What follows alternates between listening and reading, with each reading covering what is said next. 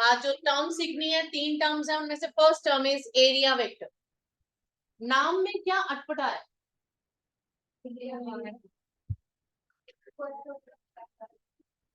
हाँ चलो, इन्होंने कहा, इन्होंने अपना लॉजिक लगाया, एरिया का फॉर्मूला स्क्वायर में होता है, तो स्क्वायर तो कभी वेक्टर नहीं होता। अरे वैसे भी बोल सकते हैं कि एरिया इज ऑलवेज स्केलर। कभी आज तक पढ़ा एरिया की डायरेक्शन होती? सर्कल का एरिया, स्क्वायर का एरिया, रेक्टेंगल का एरिया, टीचर ने कहा इधर को जा रहा है, इधर को जा रहा है, ऐसा तो नहीं होता ना।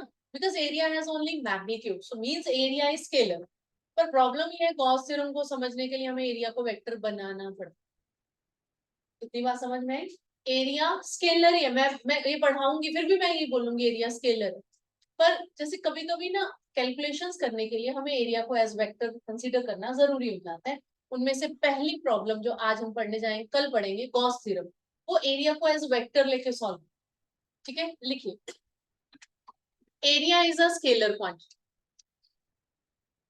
Area is a scalar quantity, but in some cases,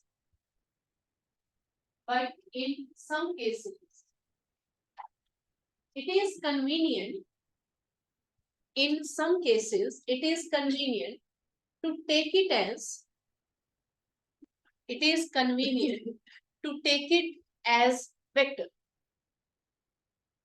ये बात समझ में आई?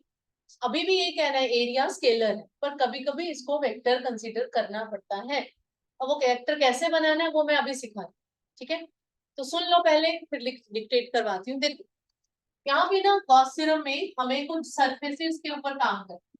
ठीक है, कोई भी शेप आएगी, मुझे 5-6 डायग्राम्स बनानी है, और 5-6 में से 4 डायग्राम्स स्फीयर, इसमें मैंने स्फीयर बनाया। ठीक है, मैं आपको बोलूंगी स्फीयर है, सरफेस है, सरफेस के लिए एस, एस का मतलब रहेगा सरफेस एरिया। कई कई बुक्स में ए लिया हो, कैपिटल ए, समझ जाना, कोई फर्क नहीं है। मान लो आपके क्लास टीचर ए लिख के करवा दे, कोई बात नहीं, हमें पता होना चाहिए surface area. Usually area is denoted by A, but surface area is denoted by S. तो कई टीचर ए लिख देते हैं, कई एस लिख देते हैं, मैं एस लिखूंगी, आप चाहे ए लिख। ठीक है, इतनी बात समझ में आई? अब एस का मतलब सरफेस एरिया, और इसको वेक्टर बनाना। वेक्टर कैसे बनाना है, आपने क्या करना है, इसका पूरा के पूरे के ऊपर काम भी नहीं हो सकता। आपने सबसे पहले इसका एक छोटा सा पोर्शन सिलेक्ट कर, एनीवेयर ऑन द सरफेस, यहाँ बना लो, इधर बना, कहीं भी जहां भी आपको ठीक लग रहा है। Select small part of the area. ठीक है, स्मॉल पार्ट लिया तो उसको लिखेंगे डी एस। बहुत बार बताती हूँ, डी का मतलब फिजिक्स में क्या होता है, तो अगर मैंने लिखा D S, I have written small surface area. S का मतलब सरफेस एरिया, डी का मतलब स्मॉल। अच्छा, अब इसको वेक्टर बनाना है। वेक्टर बनाने के लिए इसको एक डायरेक्शन देनी पड़ेगी, बाहर की तरफ एन, परपेंडिकुलर। कन्वेंशनली हमेशा डायरेक्शन आउटवर्ड परपेंडिकुलर चूज की जाती है। मेरे से पूछो इसका रीजन, कोई रीजन नहीं। बाहरी क्यों, अंदर क्यों नहीं? अंदर करके भी कैलकुलेशन हो जाती है, सेम आंसर्स आते हैं। बट कन्वेंशनली जैसे कुछ पुरानी धारणाएं होती हैं, हम उसको ही फॉलो करते हैं। बिल्कुल वैसे ही एरिया को जब वेक्टर बनाया जाता है तो always choose a normal in outward direction. ठीक है, anywhere on the selected part. हाँ जी, टेंजेंट नहीं लेते ना, परपेंडिकुलर डायरेक्शन कंसीडर की जाती है, वही तो कह रही। नहीं, टेंजेंट कहाँ परपेंडिकुलर? अगर इसका टेंजेंट बनाते तो इधर बनता। मान लो मेरे पास सिलेंडर, एक डायग्राम सिलेंडर वाली आई, अब उसमें मैं आपको बोलूंगी बेटा कहीं भी सिलेक्ट करो, कई बच्चे यहाँ सिलेक्ट करेंगे, ऐसे ऐप बनाएंगे, कई इधर सिलेक्ट करेंगे, इधर बनाएंगे, इधर सिलेक्ट करेंगे तो यहाँ बनाएंगे, हर जगह आंसर मिलेगा। समझ में? ठीक है, कोई भी शेप आ जाए, आपको क्या करना है, उसके ऊपर स्मॉल पार्ट लेना है और डायरेक्शन खुद बनानी है बाहर की तरफ परपेंडिकुलर। ठीक है, तो बन गया एरिया वेक्टर। मतलब आपने क्या किया, एरिया की वैल्यू थी, इसको डायरेक्शन दे दी, value as well as direction will give you area vector. ये बात समझ में आई? लिखिए इसके साथ ही जितना आपने लिखा। बाय कन्वेंशन, बाय कन्वेंशन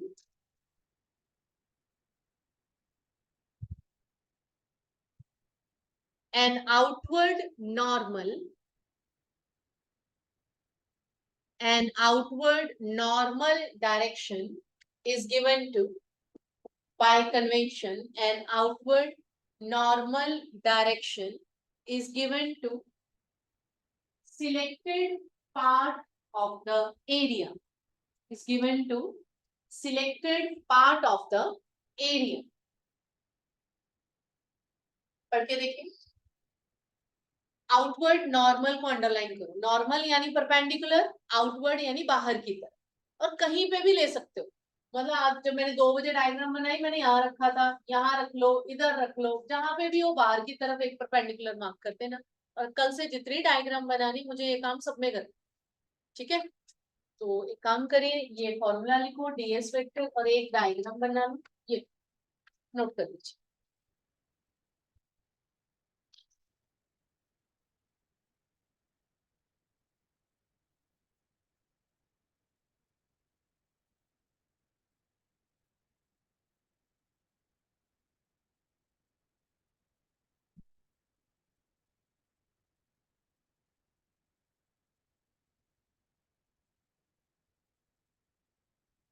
कहीं पे भी बना लो, मत देखो कि मैंने कहाँ बनाया, कहीं भी बना के एन के बाहर की तरफ।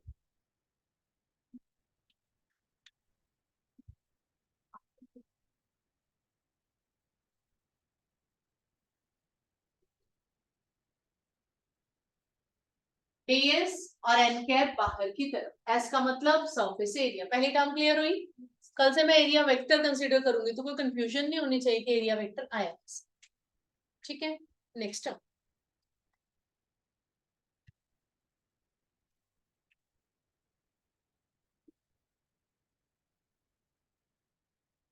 Electric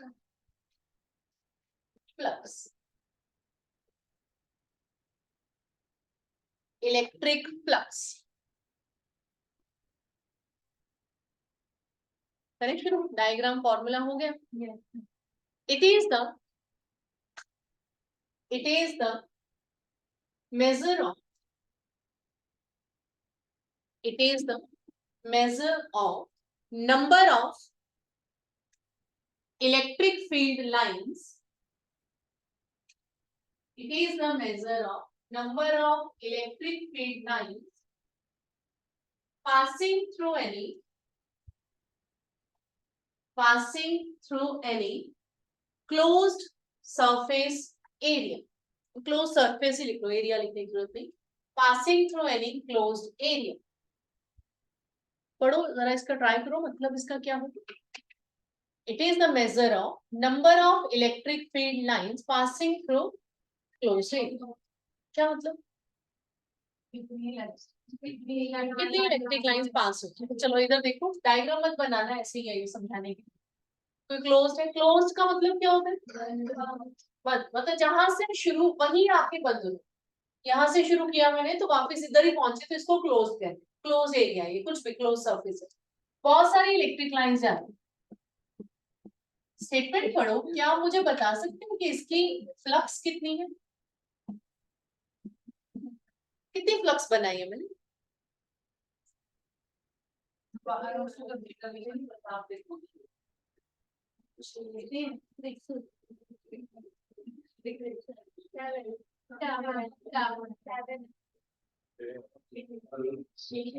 one two three four five six, ठीक है। क्या समझे, क्या होती है फ्लक्स की, लाइंस है, बहुत सारी लाइंस है, उसमें से नंबर ऑफ लाइंस काउंटिंग करनी है, कितनी किसी एरिया को पेनिट्रेट करी है, उसको उसके आर पार जा रही है, उसको फ्लक्स, ठीक है। मैंने तो बहुत कम बनाए हैं इसके आंसर, 1300 800 ऐसे कुछ हो गए, इतने तो वो बना नहीं सकते, थाउजेंड्स के आसपास शायद। तो समझ में आ रही है। इलेक्ट्रिक फ्लक्स आज के बाद में पूछूं क्या है आपको, कि नंबर ऑफ लाइंस जो सरफेस के अंदर से पास करे। हमारे सिलेबस में फ्लक्स 2 बार है, आज मैं पढ़ा रही हूँ इलेक्ट्रिक फ्लक्स, आगे जाके आएगा मैग्नेटिक फ्लक्स। क्या फर्क होगा, जिसमें इलेक्ट्रिक लाइंस को देखना हो वो इलेक्ट्रिक फ्लक्स, जिसमें मैग्नेटिक लाइंस देखेंगे वो मैग्नेटिक फ्लक्स, ठीक है। आगे लिखे, it is denoted by, it is denoted by, simple देखो कैसे लिखना है, फाई ई, ऐसे मत लिखो, ये गलत, ठीक है। सर्कल नहीं डालना, छोटा सा एलिप्स हॉरिजॉन्टल। ई को जैसे मर्जी लिख दो, जो मर्जी इसमें कलाकारी कर लो, चल जाएगा, ठीक है। फाई ई, जब मैग्नेटिक करेंगे उसका सिंबल फाई एम हो जाएगा, ठीक है। क्या लगता है ये स्केलर है? अभी मैंने वैसे इसका फॉर्मूला बताया नहीं है, पर एक मिनट सोच के बताओ, ये स्केलर है कि वेक्टर? कैसे पता? इलेक्ट्रिक फील्ड की डायरेक्शन है तो इलेक्ट्रिक फील्ड वेक्टर हुआ ना। तो फ्लक्स पूछ रही हूँ, फ्लक्स क्या है? नंबर है, नंबर। आपने अभी चेक किया, मेरी काउंटिंग की, आपको कोई फर्क पड़ना था कि इधर है तो 6, अगर इधर होता तो -6, ऐसे होता? नहीं होता। इट मींस डायरेक्शन इंडिपेंडेंट है, इसलिए ये क्या है? Scalar. Write down, it is a scalar quantity, it is a scalar quantity. ये भी बात समझ में आ गई? तो बातें क्लियर हो रही है? नंबर है, डायरेक्शन डिपेंडेंट नहीं है, तो ये स्केलर है, सिंबल फाई ही है। साथ ही लिखो, इट इज मेजर्ड एज, इसको कैलकुलेट करने के लिए फॉर्मूला क्या है? It is measured as product of, it is measured as product of electric field and surface area. It is measured as product of electric field and surface area. आज के बाद मैं आपसे पूछूं बेटा फ्लक्स क्या है, आप क्या बोलोगे? Field into area. मैग्नेटिक होगा तो magnetic field into area, electric है तो इलेक्ट्रिक फील्ड इनटू एरिया, दोनों के फॉर्मूला सेम, ठीक है। अब एक मिनट रुक के, इस फॉर्मूला यही है, एक ही फॉर्मूले की मैं कई फॉर्म्स बनाती हूँ। इधर देखो, इन जनरल दिमाग में क्या रखना है? फ्लक्स की फॉर्मूला बोलो, फील्ड इनटू एरिया। एरिया कौन सा? हम सरफेस पढ़ने जा रहे हैं, so that's why surface area, ठीक है। इसी को ऐसा भी लिख सकते हैं, E vector dot S vector. Actually जब जब सरफेस की बात होती है ना, it's convenient to take surface as vector, तो एस वेक्टर रहेगा, इसलिए एस को वेक्टर बनाया। और डॉट प्रोडक्ट का रिजल्ट हमेशा क्या होता है? स्केलर। लास्ट ईयर पढ़ाया था डॉट प्रोडक्ट इज स्केलर, तो मुझे पता है ये स्केलर है तो मैं इसको डॉट प्रोडक्ट में लिख सकती हूँ। ये फॉर्म समझ में आ गई? इसको इस तरह से भी लिखा जा सकता है, क्योंकि मुझे एस पूरा तो रखना ही नहीं है ना, जब वेक्टर बनाते हैं तो स्मॉल पोर्शन पे करते हैं, तो डी एस वेक्टर, तो इसलिए इसका फॉर्मूला डी फाई ई बनता है, डेरिवेटिव की फॉर्म बन गई। समझ में आया? ये भी लास्ट फॉर्म देखो, इधर देखो, ये थोड़ा नया आपको समझ में आया। ये मैंने कैसे लिखा? Phi E dot D S integral, समझ में आया? डी हटा दिया तो दूसरी तरफ जाके इंटीग्रेशन, ठीक है। नया क्या है?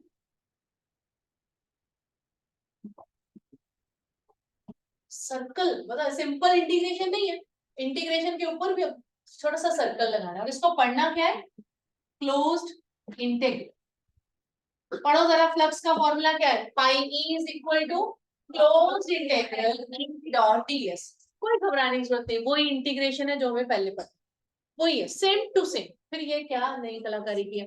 तो इसके ऊपर ये जो सर्कल लगाया ना, ये सर्कल का मतलब है कि this formula is valid only to closed surface. ये फॉर्मूला तभी चलेगा अगर क्लोज्ड सरफेस। अभी अभी मैंने यहाँ ऐसे करके कुछ लाइंस बनाई, आपने काउंटिंग की, ठीक है। मैं आपको बोलूं बेटा इसकी फ्लक्स बता, ये जो सेकंड डायग्राम, सेकंड लाइन बनाई, आपको कुछ नहीं, क्यों इसमें से लाइंस नहीं पास कर रही? नहीं नहीं, लाइंस पास कर रही है, पर फ्लक्स तब निकलती है whenever surface is closed, otherwise flux की कैलकुलेशन नहीं की जा सकती। Flux is valid only for closed surface, so that's why integration के ऊपर एक छोटा सा सर्कल लगा देते हैं। ये इंडिकेट करता है कि ये फॉर्मूला क्लोज्ड पे वैलिड है, अदरवाइज ये इंटीग्रेशन पॉसिबल नहीं है। This is closed integral, okay, समझ गए? कंप्लीट करें।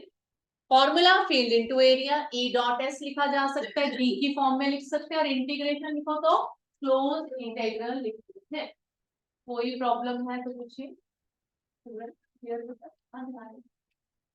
हो जाए तो एसआई यूनिट लिखो, very important units, SI units of flux. ये डायरेक्ट पूछ लिए जाते हैं कई बार, बहुत बार पंजाब बोर्ड में स्पेशली ये क्वेश्चन आया हुआ है।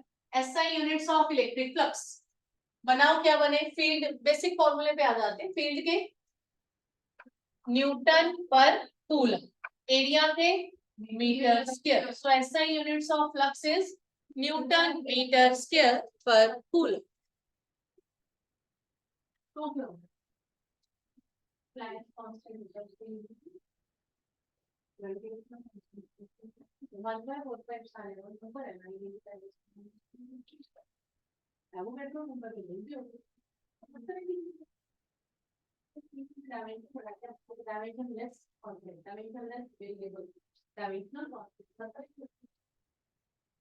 हाँ जी बोलिए, कहानी समझ में आई? दूसरी क्वांटिटी मेरे ख्याल से हो गई। एरिया को वेक्टर कैसे बनाते हैं वो क्लियर, फ्लक्स क्या होता है वो क्लियर, फ्लक्स क्या होता है? Number of lines passing through any close surface. कौन सी लाइन? Electric lines. और कौन सी सरफेस? क्लोज होना जरूरी है। फ्लक्स के unit Newton metre square per coulomb, ठीक है। तीसरी टर्म बुक में कहीं भी नहीं है, आप ढूंढोगे क्वेश्चन ही नहीं मिलेगा बुक में, टॉपिक ही नहीं है। पर यह कि उसके बिना कल वो सीधा शुरू हो जाता है टॉपिक में, फिर समझ नहीं आता, तो मैं 2 मिनट लगा देती हूँ, बता देती हूँ क्या है। तीसरी टर्म लिखिए, हो गया ना ये इरेज तो याद रखो। देख, Gaussian surface, Gaussian surface, Gauss theorem के नाम पे ये GAUSS गॉसियन सरफेस। तो ये बुक में कहीं भी नहीं है, पर ये है कि कल जब टॉपिक शुरू होगा तो लिखा होगा there will be a Gaussian surface around the charge, समझ ही नहीं आएगा कि वो है क्या। आज देख लेते, लिखिए, पहले लिखो फिर बताती हूँ। It is an imaginary surface, it is an imaginary surface around, it is an imaginary surface around any charge, around any charge or charged object. It is an imaginary surface around any charge or charged object which represents symmetry of electric lines around the charge, which represents symmetry of electric lines around the charge.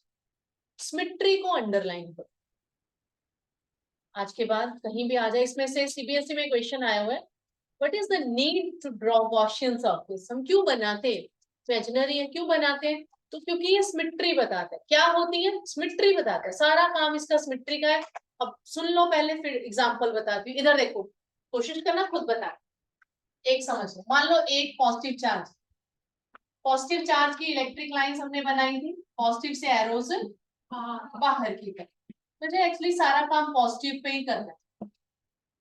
अब ये तो हो गई electric lines imaginary. अब इसके ऊपर एक imaginary surface बनानी जो सिमेट्री बताए। सिमेट्री का मतलब क्या होता है? एक साथ। तो जस्ट इमेजिन मेरे पास कंपास है, मैंने उसको खोल लिया किसी सेम डिस्टेंस पे, और यहाँ पे इसको सेंटर मान के इस पे आर्क लगा। कैसी शेप नजर आई? सर्कल बोर्ड पे, पर एक्चुअली स्फेरिकल। तो आज के बाद कोई पूछे एकलव्य कि पॉजिटिव चार्ज की गॉसियन सरफेस क्या होती है, पॉजिटिव क्या सिंगल चार्ज की गॉसियन सरफेस, आप क्या बोलोगे? स्फेरिकल। सिमेट्री क्या होती है? स्फेरिकल। इसको मैं कुछ वैसे बार बार हम इलेक्ट्रिक लाइंस नहीं बनाते, जाना चाहिए, बार बार हम इलेक्ट्रिक लाइंस नहीं बनाते। मैं, मेरे दिमाग में क्या चलता है, मैं कुछ ऐसा इमेजिन करती हूँ। पॉजिटिव चार्ज, ठीक है, पॉजिटिव, अपन सारा काम पॉजिटिव के लिए करते हैं कन्वेंशनली। मैं अपने हाथों से सोच लेती हूँ, पॉजिटिव से इलेक्ट्रिक लाइंस बाहर, सिमेट्री, कौन सी शेप? मैं ऐसे सोचती हूँ, आप जैसे कन्वीनियंट लगे। अच्छा, अगर समझ में आया तो ये वाला बताना। अगर एक डाइपोल हो, डाइपोल के लिए electric lines positive to negative ऐसे करके होता है ना, यहाँ से ऐसे बाहर, इधर से ऐसे अंदर, तो फिर सिमेट्री कैसी बनेगी? सिंगल चार्ज के आसपास सर्कुलर, सिंगल चार्ज के आसपास सर्कुलर, उसको मिला, कैसी नजर आई? इसका बताना। अगर एक पॉजिटिवली चार्ज वायर है, अब बताओ, साइड वाले कॉर्नर के चार्ज के लिए सर्कल, सर्कल। अब इन सब पॉजिटिव से इलेक्ट्रिक लाइंस बाहर, बाहर, सिमेट्री मिला दो, फिर से क्या बनी? सिलेंडर। अच्छा, ये वाला बताओ, अगर एक सरफेस के ऊपर चार्जेस, इसकी गॉसियन सरफेस कैसी बनेगी? पॉजिटिव है, पॉजिटिव से इलेक्ट्रिक लाइन बाहर मिला, तो एक कॉन्सेंट्रिक बड़ा स्फीयर। समझ गए? अगर मान लो कोई एक शीट है, इसके ऊपर सर्कल है चार्जेस, तो यहां से इफेक्ट बाहर, सिलेंड्रिकल बाहर की तरफ। अगर मैंने यहाँ कोन बना दिया या ट्रायंगल बना दिया, तो एक वो कोनिकल शेप बाहर की तरफ। इमेजिन कि कुछ इसमें से बाहर निकल रहा है और उसकी शेप क्या दिख रही है। रात के टाइम पे कभी बाहर जाते हो तो किसी का लैंप ऑन है, वो लैंप वैसे वहां लाइट है, इलेक्ट्रिक फील्ड नहीं, तो वहां से लाइट बाहर निकल रही है, आपको उसका जो एक्चुअल साइज होता है ना लैंप का, उससे बड़ा नजर आता है। ट्यूबलाइट है उससे बड़ी नजर आती है। क्यों? उसके इमेजिन लाइट आसपास फैली हुई है और आपको उस लाइट की शेप दिख रही है। यहाँ भी बिल्कुल वैसे ही एक चार्ज से इलेक्ट्रिक लाइंस निकल रही हैं, आपको इलेक्ट्रिक लाइंस को मिला के सिमेट्रिकली उसकी शेप बना, that is called Gaussian surface. क्यों बनाते हैं? सिमेट्री रिसीव करने के लिए बना। तो आगे लिखिए, for example number 1, symmetry of electric lines. For example number 1, symmetry of electric lines, bracket में लिखो गॉसियन सरफेस। गॉसियन सरफेस को G.S लिख लो, शॉर्ट में, पूरा लिखना तो आपकी मर्जी है। G.S, जहां ऊपर हेडिंग बनाया गॉसियन सरफेस, वहीं पे G.S लिख दो, फुल फॉर्म याद रहेगी। तो सिमेट्री ऑफ सिंगल चार्ज क्या लिखा आपने? Symmetry of electric lines for single charge is, क्या आएगा? spherical. For single charge is spherical. Number 2, symmetry of electric lines यानी Gaussian surface, symmetry of electric lines, Gaussian surface for dipole. Dipole का मतलब positive negative charge is cylindrical, etc. कल से हम बनाएंगे तो और समझ में आएगा। बोले तीनों टर्म्स क्लियर? एरिया को वेक्टर कैसे बनाते हैं, फ्लक्स और साथ में गॉसियन सरफेस। कल ये तीनों पता होंगी तो गॉस थ्योरम आते ही मैं कल स्टार्ट करूँ, ठीक है?